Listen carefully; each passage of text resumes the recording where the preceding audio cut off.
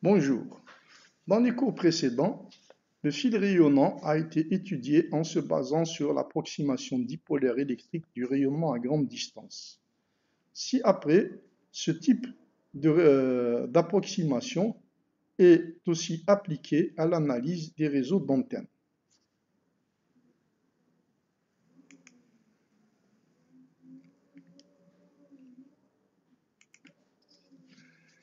Les réseaux d'antennes sont des associations de plusieurs antennes possédant des caractéristiques similaires, dotées d'une configuration géométrique assez régulière et travaillant dans la même gamme de fréquences.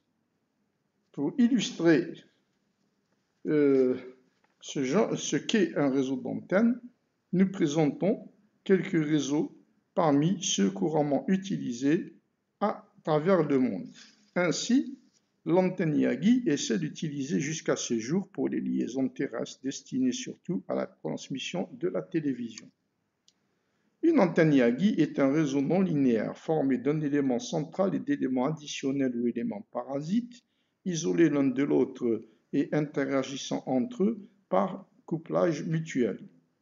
L'élément central est une antenne demi-onde alimentée au centre. L'élément additionnel à l'arrière et le réflecteur et les autres éléments à l'avant forment les directeurs. Ces éléments sont des résonateurs en couplage mutuel accordés à lambda sur 2.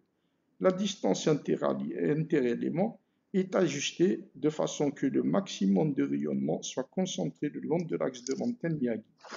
Cette antenne est donc un réseau d'antennes à rayonnement longitudinal, où le lobe principal se trouve du côté des directeurs. Une autre antenne dérivée de l'antenne Yagi est le réseau à rayonnement transversal formé de la mise en parallèle de dipôles demi-ondes pour accroître la bande passante. On peut citer aussi le réseau Franklin, qui est une suite de dipôles connectés l'un après l'autre par des inductances. Les réseaux en bande de scie ou en créneau, très utilisés en interférométrie infrarouge ou optique. Les réseaux de fente rayonnante, couramment employés dans la gamme des micro-ondes. Pour la plupart, les réseaux d'antennes sont conçus en tant que réseaux linéaires. Les réseaux linéaires se composent d'éléments d'antennes identiques séparés l'un de l'autre par la même distance d et parcourus par des courants distribués selon une loi linéaire. Ces réseaux sont de deux sortes, des réseaux à rayonnement transversal où les courants sont à amplitude constante et à phase constante. Les réseaux à rayonnement longitudinal où les courants sont à amplitude constante et la phase variant linéairement avec la distance. Dans le cas d'un réseau à rayonnement transversal composé de n antennes en phase, le champ émis par chacune de ces antennes est en première approximation assimilé à celui rayonné à grande distance par un dipôle électrique équivalent. La différence de parcours entre les distances R à l'origine et le Rn à partir de la nième antenne est Rn égale R-N-1 D multiplié par le produit scalaire de Ix avec IR. Puisque Ix fois IR est égal à sinus θ cosinus phi et que la phase varie plus vite que l'amplitude, on a Rn égale R pour l'amplitude, Rn égale R-N-1 D sinus θ cosinus phi pour la phase. Sachant que l'amplitude des courants est In égale I0 égale constante, le champ dû au nième dipôle est En10 égale J60 pi sur lambda R, I0 dl sinus θ exponentielle J oméga t moins KR plus N-1 KD sinus θ cosinus phi. Le champ total émis par les N antennes du réseau est ET égale E0 somme de 0 à N-1 de exponentielle JMKD sinus θ cosinus phi avec M égale N-1 et E0 égale J60 pi sur lambda R, I0 dl sinus θ exponentielle J oméga t moins KR. Remarquons que pour une antenne autre qu'un dipôle électrique, le champ dipolaire électrique E0 est remplacé par le champ émis par cette antenne.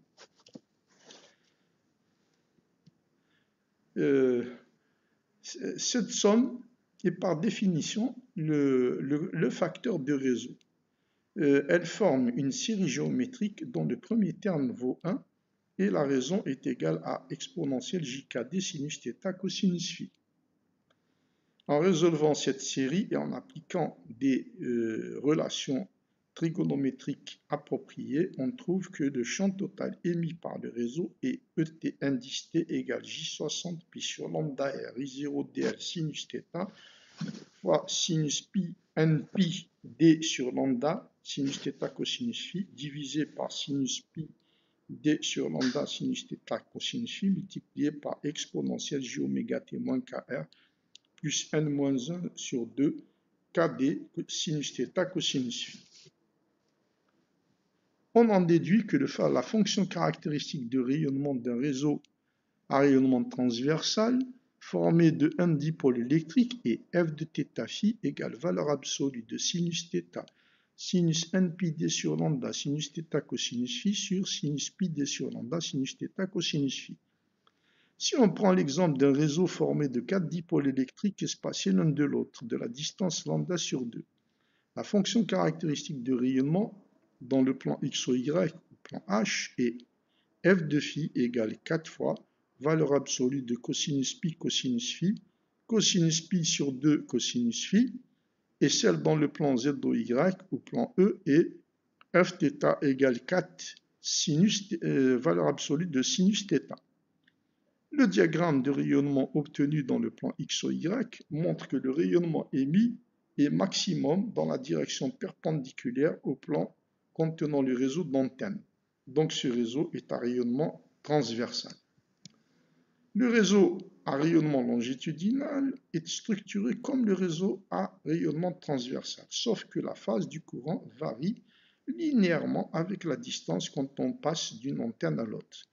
L'amplitude de ce courant s'écrit I indice 1 égale I0 exponentielle moins Jn moins 1 kd. Après calcul, on trouve que la fonction caractéristique de rayonnement est f de θ phi égale valeur absolue de sinus θ, sinus npi d sur lambda fois 1 moins sinus θ cosinus phi, divisé par sinus pi d sur lambda, 1 moins sinus θ cosinus phi. Pour n égale 6 et d égale lambda sur 2, on trouve que le champ est maximum le long de l'axe du réseau, donc le réseau est à rayonnement longitudinal.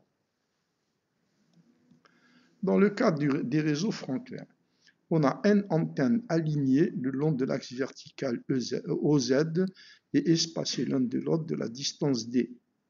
En faisant l'approximation dipolaire électrique du rayonnement à grande distance et sachant que la phase varie plus vite que l'amplitude, on a Rn égale R pour l'amplitude, Rn égale R moins n moins 1 d cosinus θ pour la phase. Dans le cas où l'amplitude du courant est In égale I0 égale constante, le champ rayonné est proportionnel à sinus θ, sinus n pi d sur lambda cosinus θ divisé par sinus pi d sur lambda cosinus θ. Pour n égale 4 et d égale lambda sur 2, la fonction caractéristique de rayonnement dans le plan z de delta ou plan E est fθ égale 4 fois valeur absolue de sinus θ cosinus pi cosinus θ cosinus pi sur 2 cosinus θ. Ce réseau est donc à rayonnement transversal car le champ émis est maximum dans la direction perpendiculaire à l'axe du réseau. Dans le cas où la phase varie linéairement avec la distance entre les antennes, la fonction caractéristique de rayonnement pour n égale 4 et d égale lambda sur 2 est f de θ égale 4 fois valeur absolue de sinus θ cosinus pi sinus pi sur 2 cosinus θ. Le diagramme de rayonnement se compose de 8 lobes dirigés sous une incidence oblique et se concentrant autour de l'axe vertical. Cet exposé est terminé. Je vous remercie de votre attention.